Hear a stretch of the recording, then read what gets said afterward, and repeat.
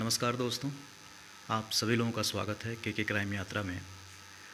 दोस्तों, आज हम लोग बात करेंगे एक ऐसे किताब के ऊपर जो किताब इस समय पूरे देश में चर्चा का विषय बना हुआ है। और इस किताब में बहुत सारी ऐसी भविष्यवाणियाँ की गई हैं जो ना सिर्फ चौंकाने वाली हैं बल्कि हैरान करने वाली हैं। तो क्या कुछ इस किताब में लिखा गया है और भारत को लेकर इसमें क्या क्या भविष्यवाणियाँ की गई हैं, इस वीडियो के माध्यम से आज हम यही जानने की कोशिश करेंगे। इस किताब का नाम है भविष्य मलिका और इस किताब को 14 से 15वीं सदी के बीच एक संत थे जिनका नाम था अच्युतानंद संत। तो इन्होंने इस किताब की रचना की थी, यानी इस किताब को लिखा था।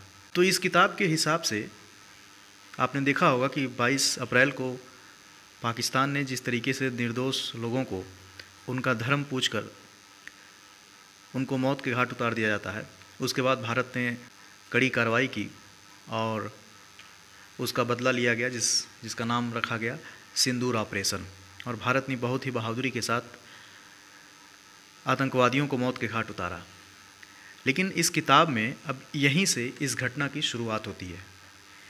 इस किताब के हिसाब से पाकिस्तान पहले छोटे मोटे हमले करेगा, फिर भारत उसका जवाब देगा और ये सिलसिला बढ़ते बढ़ते विश्व युद्ध का रूप ले लेगा, जिसमें इस किताब में लिखा गया है कि पाकिस्तान के साथ साथ चाइना भी आ जाएगा और 13 अन्य मुस्लिम देश मिलकर, यानी कि चीन, पाकिस्तान और 13 अन्य इस्लामिक जो देश हैं वो मिलकर भारत के ऊपर अटैक करेंगे।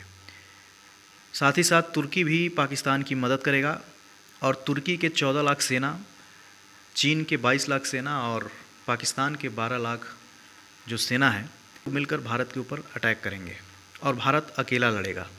और तो और इस किताब में ये भी लिखा गया है कि नेपाल, भूटान, श्रीलंका, बांग्लादेश ये भी भारत के ऊपर अटैक करेंगे। मतलब कितनी हैरानी वाली बात है कि नेपाल और भूटान भी भारत के ऊपर अटैक करेंगे। देखते देखते ये लड़ाई विश्व युद्ध का रूप ले लेगी। दुनिया पर एक तरीके से मातम छा जाएगा। अमेरिका जो भारत को बहुत अच्छा दोस्त कहता है, आपको जानकर हैरानी होगी कि अमेरिका और ब्रिटेन मिलकर भारत के ऊपर अटैक करेंगे। एक तरीके से वो भी पाकिस्तान का साथ देंगे। जब दुनिया में कोई साथ नहीं दे रहा होगा उस समय रसिया भारत का खुलकर साथ देगा, अपनी मिलिट्री, अपनी सेना, अपने जो भी हथियारों के साथ भारत का साथ देगा और रसिया और भारत मिलकर चाइना, पाकिस्तान और जो भी इस्लामिक कंट्रीज़ हैं उनके साथ युद्ध करेगा। फिर बाद में इस किताब के हिसाब से लिखा गया है कि फ्रांस, जर्मनी और जापान ये तीनों देश भारत का साथ देंगे। खैर, ये युद्ध 6 साल 6 महीने तक चलेगा और अंत में भारत ये युद्ध जीत जाएगा।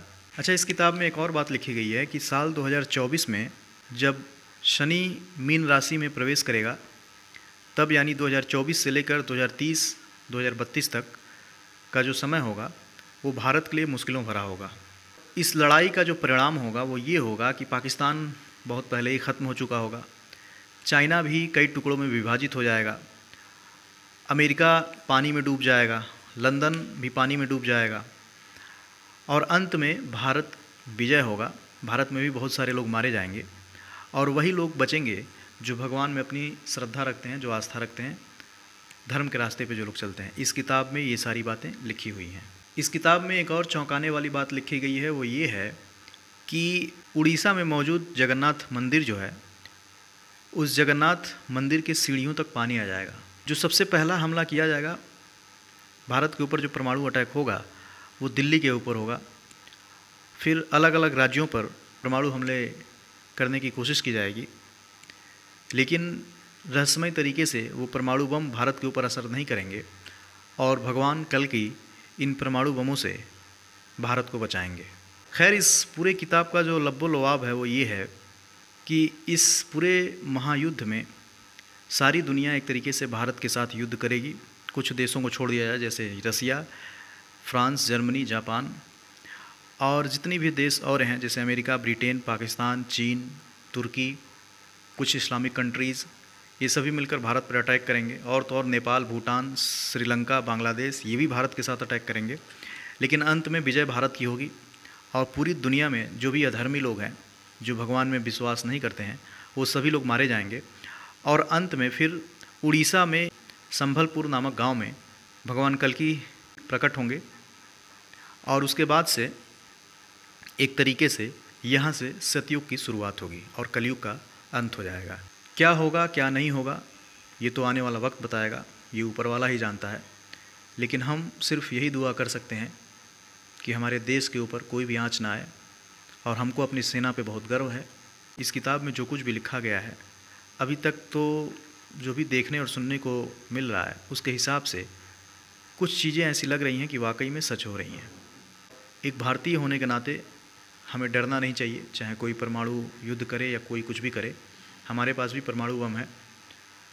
और जब बात देश की आती है तो हम लोग 1 अरब 50 करोड़ लोग हैं। तो चाहे चाइना आ जाए, अमेरिका आ जाए, पाकिस्तान आ जाए, अगर हर एक भारतीय ठान ले कि अब तो मरना है, तो इन लोगों को लेके हम लोग मरेंगे। तो डरने का नहीं है दोस्तों, अपने देश के साथ खड़े रहने की ज़रूरत है। और हमारी सेना और हमारे जवान, हमारे फोर्सेस अकेले काफ़ी हैं, यानी भारत को किसी की ज़रूरत नहीं है। और इस किताब के अनुसार यही लिखा गया है कि अंत में जीत भारत की होगी। बाकी ये जितने भी देश हैं, चाइना, पाकिस्तान, ये लोग भगवान को प्यारे हो चुके होंगे। और ऐसा नहीं है कि भारत में लोग नहीं मरेंगे, हो सकता है बिल्कुल बहुत सारे लोग मरेंगे, लेकिन अंत भला तो सब भला। भारत अंत में विजयी होगा और पूरी दुनिया पर भारत राज करेगा, विश्वगुरु बनेगा। जय हिंद दोस्तों।